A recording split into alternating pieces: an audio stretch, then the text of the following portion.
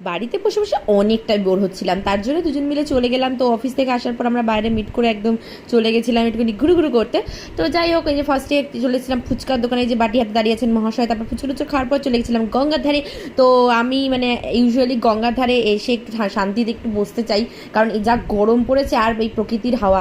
তারপর দেখতে পাচ্ছিলাম যে একটা মানে কালী ঠাকুর বিসর্জন দেওয়ার জন্য সবাই মিলে এসেছিলো। তো সেটা একটুখানি ভিডিও ক্লিপ নিয়ে নিলাম। তারপরে আর কি, পায়ের উপর পা তুলে বসে বসে গল্প আমাদের শুরু হয়ে গেল। মোটামুটি 10টা থেকে 10:30 অবধি আমরা এখানে বসে বসে গল্প করছিলাম। বিশেষ করে এখানে বসে আর উঠতে ইচ্ছা করে না। তারপরেই যে চলে গেলাম আমাদের প্রিয় লালুদার দোকানে, একদম মাটনের চর্বি ঘুগনি খেতে। সবাই তোমরা জানো আর কি বলবো, বিখ্যাত দোকান, সেলিব্রিটি মানুষ। তো যাই হোক, তারপরে বাড়ি ফেরার পথে আবার দেখছিলাম এই যে ম্যামটা এই গাড়িটার উপর বসে আছে, কি কিউট লাগছিল না।